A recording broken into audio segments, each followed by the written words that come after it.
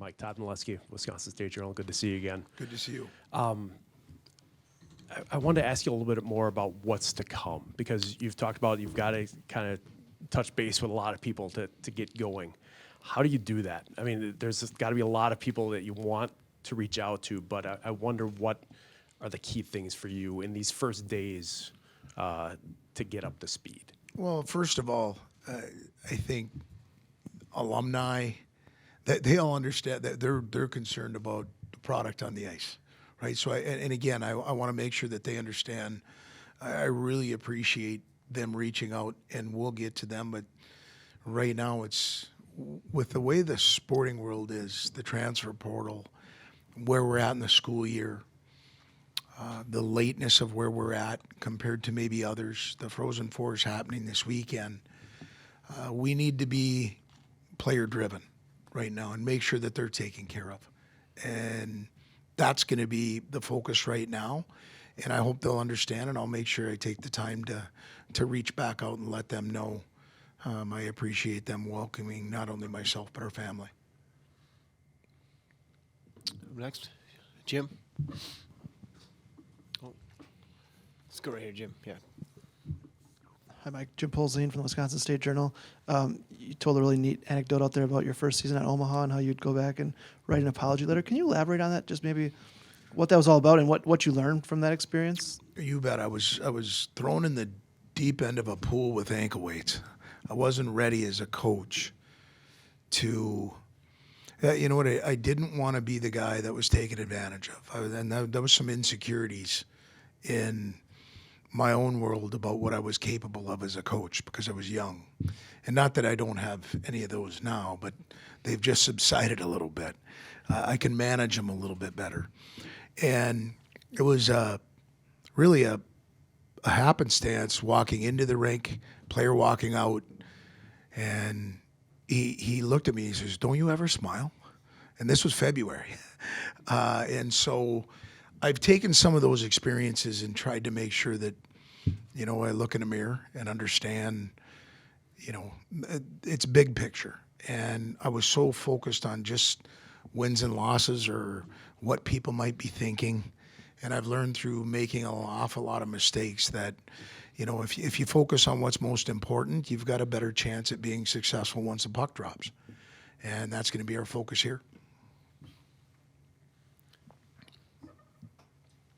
Mark Stewart from the Milwaukee Journal Sentinel. As far as your staff goes, I guess kind of want to get your timetable on that, and obviously one of your top assistants, Todd Knott, been with you for a long time. Are you hoping that he comes with you, and can you speak to a little bit about just what he's kind of meant to, what you've been able to accomplish over the years? Well, first, we're still going through our process right now here at the university with the job search being open. And obviously, it's important for us to try and get our staff set. I was fortunate when I first went to the university, or MSU.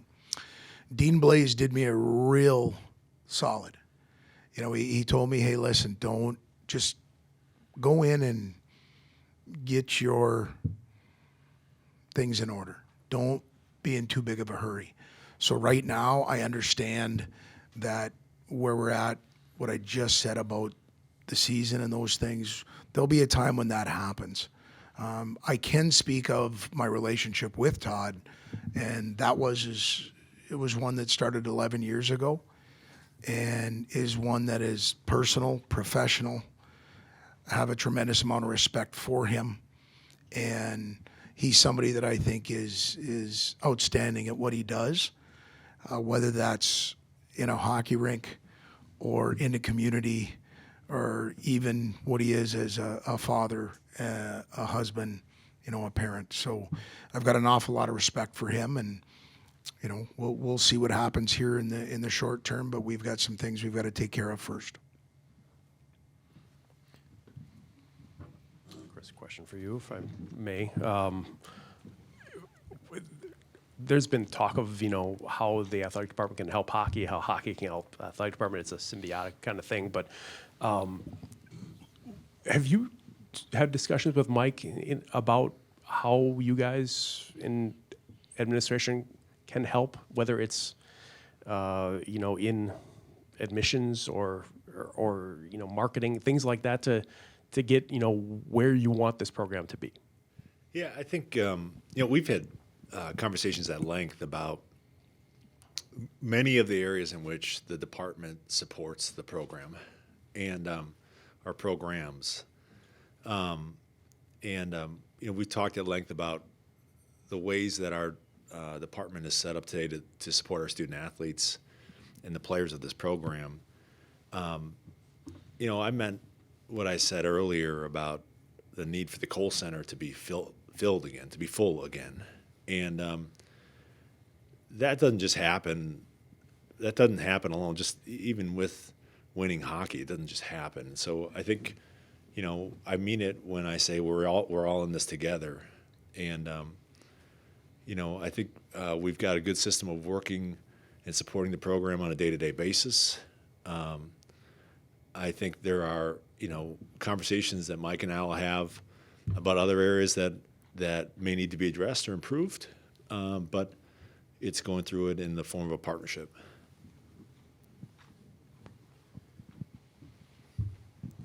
Chris Doyle, Wisconsin State Journal. Coach, you've mentioned kind of trying to have fun through this process with kind of such a lofty goal of turning this program around. How do you make sure the players have fun in this process? And do you have any kind of specific ways you're looking to kind of get that done? Support them in driving this bus a little bit, empowering them in decision making, and being inclusive at getting their opinion on how things are going, explaining the why, and then, like I said, it's okay to have some fun when you go to work. The most fun I've had is when at the end of the day, I feel like something that's been accomplished. Didn't waste anything. And so our focus is really going to be on our dailies, and try and get them to focus on that, which then hopefully we can string together 4 or 5 of those that allows us on a Friday to go out and be successful. And if we're not, understand what wasn't there, address it, try and get a little bit better, re-tee it up on a Saturday, and rinse and repeat come Monday. And so to me, the journey is what's fun. We all want to try and get there right away to the end. It just doesn't work that way. So that I think is fun, having some goals and some specific ways of accomplishing those. Jim. Mike, a little bit of a timeline question. You said it went pretty quick last week. I know you've been on this campus and you've been in this place. Did you take the job last week, not come in here for an actual quote-unquote visit? I mean, which maybe that's less unique than it is these days. Maybe people do that more often, but to me that seems interesting. I don't know if was that the case. Yeah, it was a quick turnaround, but again, my understanding is through my experience, and I don't mean that in a boastful way. I mean just my experiences of what it is to be a Badger, what it is to listen to alumni talk about their experience when they were here, how prideful they are of what really their journey was before, during, and after, and their want to have as much success not only in hockey but really throughout the entire university. And so for me, it's been focused on, it happened in a hurry, but I had a history of understanding what this is about. There's a couple of people in here that I've been able to enjoy during the times that I've been a USA hockey coach or an opposing head coach, and spending some time to learn a little bit about this. And I wanted to make sure it didn't get away. Mark. Mike, now that Mike's on, Mike, just you talked about getting a chance to talk with the current players and the recruits, and I guess I'm just curious if you can kind of share with us what did you want those guys to take from that initial discussion, as you kind of try to make sure presumably those guys stick around and continue to fulfill their commitment. Timing of this is something we don't get to control. And we don't get to stop it. We don't get to speed it up. And so really just communicating with them how excited I am about having the opportunity for the new guys that are coming in providing a little bit of a window in what I'm excited about. A lot of those young men I've had an opportunity to watch play.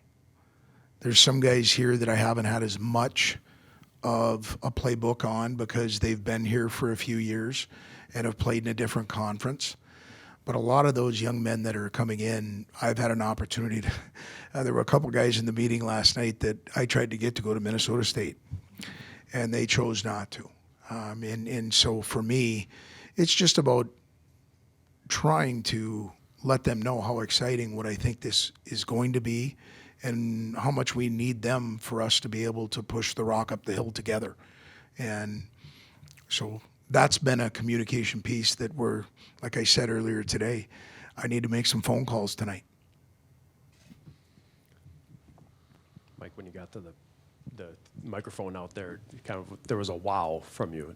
Has it felt like that a few times in the last week, that you just have to stop and say, things are going really fast here. Let's take a step back and appreciate some of the process here and what's going on? Absolutely. The wow is just, I can say this now, I'm talking more as somebody that's had an opportunity to have a career in coaching, but has been in a few different communities at a few different universities. And this isn't a slight at any of the communities that I've been in before or any of the universities I've had a part of. But the wow for me is just, I said it out there, when you start getting, hey, welcome to the family, before you're upstairs back to your office, a call from, I had a good call with Tony the other day. And Tony was one of the first ones to send a text and say, you know what? Great hire. You're going to crush it. I think that speaks about Badger family. And so from that standpoint, I think it's humbling, but it's one that, again, I think it's a special place. Question for Chris. You've mentioned the need to kind of fill the Kohl Center, get some energy here. How does Coach Hastings kind of fit into the larger picture of what you've done with some of these hires, and how excited should Badger fans be about this change? Well, I'll start with your last question. I hope they're as excited as I am about this change, for all the reasons that we talked about earlier. And first and foremost, the person that we have at the helm of this program, but additionally, the proven success that he's had, and that was, as I mentioned, that was one of the priorities of the search. I don't expect that. We're just going to wave our hand and the stands are going to be full. That's unrealistic. But I would say I would ask our fans to be open-minded about what the potential is here and what the process will be. And you've heard me say this before. It is all about the process, and Mike just touched on it. It's a day-to-day thing, and you start stringing those together, and you never know where you can end up. And that's going to take time. But I hope our fans will come along for that journey and be part of that journey, be a partner in that journey, because I know one thing, our players would sure appreciate it. And making this place as difficult to play in as possible as it once was plays a part in our success. And I think that's something that our fans can take pride in. Mark. Chris, another question for you. In terms of, you've kind of gone through this, hiring process a couple times with, a couple of the higher profile hires of the department. What did you maybe learn from those or take from those experiences that, helped you this time as you completed this search? Yeah, I think, Mike said earlier, one of the things I appreciate about Mike is his openness to talk about what he's learned from his experiences. And clearly, in the past, 20 months or so since I've taken this job, there's been maybe more experiences than I had bargained for. But every one of those is a learning experience, a learning opportunity. And, I think this search was one that obviously was a huge priority for our department. The success that we've had and the tradition, the expectations are incredibly high, and that really was a motivating factor to go out and try to find the best candidate that we could find. And I mentioned, we had a tremendous amount of interest in this position by highly qualified candidates, and I just feel like we came away with the best one. And that excites me. Clearly, there were learning opportunities along the way. The record of success that Mike has is unbelievable, but that's just where the conversation started. Really, that's what brought me to Mike. That's not what got Mike the job. It was sitting together for hours and talking about how we view the world, how we view this experience that is college athletics, how we can work together, and that's what really solidified it in my mind, and what allowed me to walk out of that meeting, leaving Mike to talk to Jean Ann, hoping that he'd take the job, and me driving home that day, and hoping that it would come together. And I couldn't be more grateful that it did. Jim. Mike, I flipped that back around on you. What did you need to know about Chris or learn from him in those meetings, or what was kind of your first impression when, I'm assuming there was no previous relationship, right? So what is that fact-finding mission about, and what did you need to hear? Well, a vision of what he was looking for in a coach and what he wanted that coach to accomplish. And it didn't take long for him to communicate. It wasn't just the idea of trying to win a few more hockey games. About what was important in his life, what he thought about and spoke about Madison, what it is to be a Badger, what he felt the strengths were of this university, and that he wanted to make sure it was all encompassing. It wasn't just hockey, it wasn't the academics, it was the overall goal of making sure that once an athlete goes through our program, they can have it all. They can chase what they want to chase athletically, but understand the world-class education that they can get. And he went through a few stats for me that were pretty impressive on what people that have the blessing to be at this university and garner a degree, what their opportunities are for employment when they walk out. That was a wow. And so the idea of not just the winning hockey games or turning around that is that it's foundation based. That was really important to me because I think that's a real big piece on if we're going to be able to get there together. And so that didn't take long to come through in the conversation. And then, we started talking about what the goals were and how important it was that there's some balance in what we're going after. Brian in the back. Mike, while you're saying hello to the University of Wisconsin, you're also saying goodbye or so long to Minnesota State and Mankato, Minnesota. Can you put into words what that institution, what that city has meant to you and your family? Not right here, not in this short time frame. Blessed, fortunate. One of the reasons we were able to accomplish some of the things that we accomplished on and off the ice there was because of the people. And without them, I wouldn't be sitting here right now with this opportunity. And so, the appreciation for President Davenport, President Inch, Kevin Beisman, Rick Straka, the people that afforded myself the opportunity as a young coach 11 years ago at the Division I level to go in and be supported by that administration and the community. Both my children graduated from Mankato. And so there's a lot of history there. And again, I've talked about history. It's important you understand it. It's what's helped us get here as a family. So very appreciative and understand that that's going to be a chapter that'll never be erased. It's one that I'm very prideful, but it's also one that is history. And as we ask our players to do every day, you know, turn the page and we've got to go and write a new chapter. And that's what we hope to do here. Any further questions? Todd? One last one. The phrase I've heard for a lot of people in connection to what you tell them is do your dailies. Can you explain just what all that means to you and how it kind of starts? It sounds like a ground level thing that maybe expands out. How did that start? Where did you pull that from, and what's behind it?